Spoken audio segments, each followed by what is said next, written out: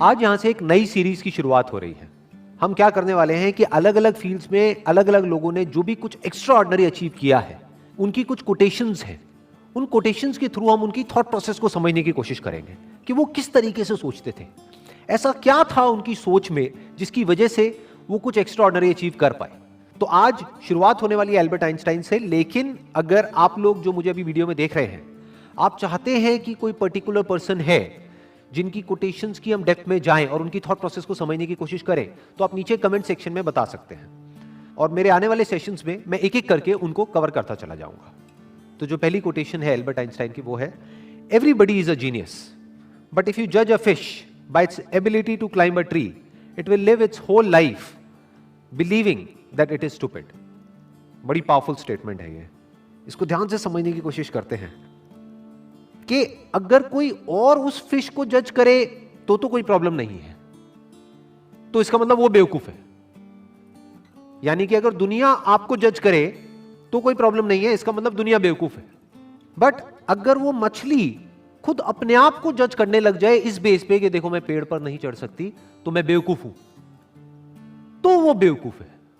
हर एक की कोई ना कोई एबिलिटी होती है। जैसे सचिन तेंदुलकर है, उनकी अपनी एक एबिलिटी है। एल्बर्ट आइंस्टाइन है, उनकी अपनी एक एबिलिटी है। अगर एल्बर्ट आइंस्टाइन को बैट दे दिया जाए तो वो कैसे लगेंगे? लोग हंसेंगे। या अकाउंट्स में डाल दिया जाता तो क्या होता? जबरदस्ती उनको चार्टर्ड अकाउंटेंट बना दिया जाता तो क्या होता? क्या वो कभी भी ऐसा कुछ अचीव कर पाते जो उन्होंने अचीव किया? No doubt he was a genius. But वो जीनियस क्यों थे? क्योंकि उन्होंने वही किया जो उनकी नेचुरल इंक्लिनेशन थी। जैसे कि एक मछली है, अगर उसको बोला जाए कि पानी में तैरो, तो वो पानी में बहुत तरीके से तैर सकती है। ऐसा कुछ कर सकती है कि जो देखने वाले हैं दे विल बी मेस्मराइज्ड। वो कहेंगे कि यार ये कैसे हो सकता है? जिसको पानी के अंदर तैरना नहीं आता है और वो उसको देखेगा मछली को, तो वो क्या कहेगा? ये मछली जीनियस है। तो इस तरह से पहले हमको समझना पड़ेगा कि हमारा पर्सनालिटी टाइप क्या है, और जब हम अच्छे तरीके से समझ जाएंगे और फिर एक्ट करेंगे, then sky is the limit. फिर सबके अंदर एक जीनियस है, फिर सब जीनियस है। Next quote is education is not the learning of facts but the training of the mind to think. क्यों कहा जा रहा है ये? देखो क्या कमाल की बात इन्होंने कही है।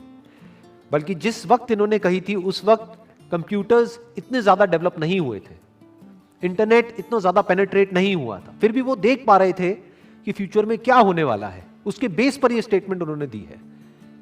क्यों एजुकेशन में लर्निंग ऑफ फैक्ट्स इंपॉर्टेंट नहीं है? क्योंकि आज की डेट में अगर बात करी जाए तो जो फैक्ट्स हैं या जो नॉलेज है वो तो एक क्लिक ऑफ बटन पे अवेलेबल है। मतलब अगर एजुकेशन का मतलब यही है कि स्कूल जाओ, कॉलेज जाओ और जो बुक्स में लिखा है उसको रट लो और अपने यहां पर फीड कर लो, तो इसकी जरूरत क्या है? वो तो ऑलरेडी मोबाइल में है। जो बुक्स में लिखा है अगर उसको आपने रट भी लिया और यहां पर फीड भी कर लिया, तो अगर उसको रिट्रीव करना है तो कैसे करोगे? अपने आप से एक क्वेश्चन पूछना पड़ेगा, तभी तो वो याद आएगा और आप बोल दोगे। बट यही काम अब अगर क्वेश्चन पूछ करके ही आंसर आना है, तो वो क्वेश्चन तो आप यहां पर भी पूछ सकते हो मोबाइल में। आप इससे पूछोगे, हाँ भैया बताओ ये क्या है, वो क्या है, इस क्वेश्चन का आंसर क्या है, तो ये मोबाइल ही दे देगा ना आपको आंसर। और जितनी मेमोरी इसके अंदर फीडेड है, जितनी नॉलेज एक मोबाइल के अंदर फीडेड है, जितनी नॉलेज गूगल में फीडेड है, क्या उतनी नॉलेज हम अपनी ब्रेन में फीड कर सकते हैं? तो हमारी ब्रेन, अगर हम एजुकेशन को सिर्फ इतना ही समझते हैं कि एजुकेशन का मतलब कि फैक्ट्स को यहां पर फीड कर दिया जाए, तो हमारी ब्रेन इससे बहुत पीछे ही रहेगी, चाहे हम जितना मर्जी डेवलप कर लें। तो वो एजुकेशन किसी काम की नहीं है। तो व्हाट इज रियल एजुकेशन, ये समझना बहुत जरूरी है।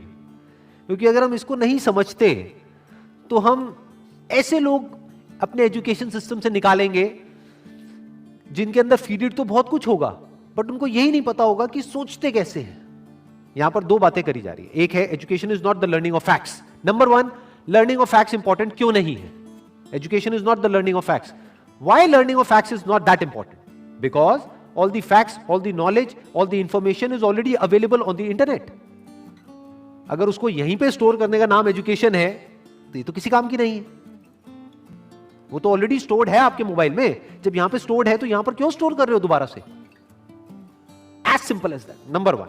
Number two, but the training of the mind to think, कि बच्चों को ये सिखाया जाए कि सोचते कैसे हैं और सोचना क्यों जरूरी है, क्योंकि लाइफ में जो भी प्रॉब्लम्स है, जैसी भी प्रॉब्लम्स हैं, उसका सॉल्यूशन कैसे निकलता है? सोच करके निकलता है। मेमोरी से नहीं निकलता है, गूगल से नहीं निकलता है, फैक्ट से नहीं निकलता है, नॉलेज से नहीं निकलता है, उस नॉलेज को यूज कैसे करना है उससे निकलता है। अगर मेमोरी से या बुक्स से सॉल्यूशन निकलता तब तो कोई प्रॉब्लम ही नहीं थी। किसी को पैसा कमाना है, इतनी सारी बुक्स हैं, पढ़ लो, निकल गया सॉल्यूशन। उससे नहीं निकलता है। इंफॉर्मेशन से सॉल्यूशन नहीं निकलता है, उस इंफॉर्मेशन को यूज किस तरीके से करना है उससे सॉल्यूशन निकलता है। जिस सवाल का जवाब गूगल नहीं दे सकता है, उस सवाल का जवाब अगर आप दे सको, सोच करके उस प्रॉब्लम का भी सॉल्यूशन निकाल सको जो गूगल नहीं निकाल सकता है, तो कहेंगे कि आप इंटेलिजेंट हो। ये इंटेलिजेंस डेवलप करने का काम होना चाहिए एजुकेशन सिस्टम का। This is real education. Next quote is, the true sign of intelligence is not knowledge but imagination. Knowledge के बेस पे जो पास्ट में हो चुका है उसको हम रिपीट तो कर सकते हैं, लेकिन कुछ भी नया क्रिएट नहीं कर सकते जब तक कि इमेजिनेशन ना हो। यानी पहले हम कुछ इमेजिन करें, फिर नॉलेज को यूज करें तो ठीक है, बट अगर सिर्फ नॉलेज के बेस पर हम सोचें कि कुछ भी नया डिस्कवर हो सकता है, इम्पॉसिबल। नॉलेज के बेस पर हम गोल गोल गोल गोल एक पैटर्न में घूम सकते हैं कि जो हो चुका है उसको रिपीट कर सकते हैं। फॉर एग्जाम्पल, यहां पर एक बल्ब है, तो इस बल्ब को बनाने की एक नॉलेज है हमारे पास में, तो उस नॉलेज से क्या हो सकता है, और बल्ब्स बन सकते हैं। एक फैक्ट्री बन सकती है, उस फैक्ट्री में और बल्ब्स को प्रोड्यूस किया जा सकता है। और एक ऐसा भी टाइम था जब कोई बल्ब नहीं था, देयर वाज नो बल्ब। तो बल्ब कहां से आया? क्या नॉलेज से आया?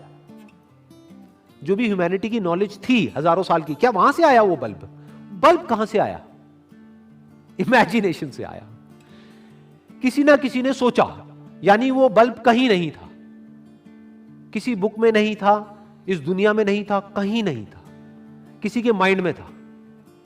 उसने सोचा कि अच्छा ऐसा भी कुछ हो सकता है, और उसके ऊपर काम करना शुरू कर दिया। तो क्या हुआ? वो इमेजिनेशन रियलिटी बन गई। इनफैक्ट अगर हम अपने आसपास में देखें, इस दुनिया में कुछ भी, एक सुई से लेकर के एक एरोप्लेन तक, सब कुछ आज रियलिटी है। आज वो नॉलेज के फ्रेमवर्क में है। आज हमारे पास में नॉलेज है कि सुई कैसे बनानी है, एरोप्लेन कैसे बनाना है। We have knowledge of producing it, we have knowledge of running it, we have knowledge of creating it. But एक टाइम पे वो सब क्या था? वो इमेजिनेशन था, सब इमेजिनेशन था। जब इमेजिनेशन रियलिटी में कन्वर्ट हो जाती है तो वो नॉलेज हो जाती है, फिर उसको रिपीट किया जा सकता है। तो दैट इज कन्वीनियंट, बट वहां पर कुछ भी नया डिस्कवर नहीं हो सकता है। कुछ भी नया डिस्कवर करना है तो यू नीड इमेजिनेशन। जैसे एक तरफ से व्हील डिस्कवर हो गया, एक तरफ से लगेज डिस्कवर हो गया, अब यहां पर इमेजिनेशन की जरूरत है। क्या लगेज उठाने में दिक्कत आ रही है? व्हील है, व्हील लेकिन बड़ा है, तो अगर इस व्हील को छोटा कर दिया जाए और उस लगेज के नीचे फिट कर दिया जाए तो क्या होगा? ये इमेजिनेशन है।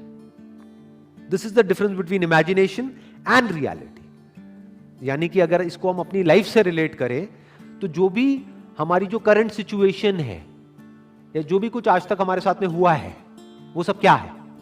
नॉलेज है, फैक्ट्स है। हो सकता है वो फैक्ट्स या जो हमारी रियलिटी है वो ये कह रही है कि हम लाइफ में कुछ कर ही नहीं सकते, बट इमेजिनेशन यहां पर क्या कर सकती है?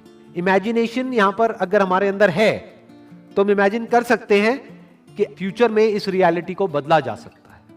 हम अपने लिए एक नया फ्यूचर इमेजिन कर सकते हैं based upon the resources that we have, based upon the knowledge that we have. उस नॉलेज को, उस इंफॉर्मेशन को, उन रिसोर्सेज को यूज करके हम अपनी इमेजिनेशन को सच कर सकते हैं। तो इसलिए कहा जा रहा है कि इमेजिनेशन इज रियल इंटेलिजेंस, क्योंकि नॉलेज को तो एक रोबोट भी रिपीट कर सकता है।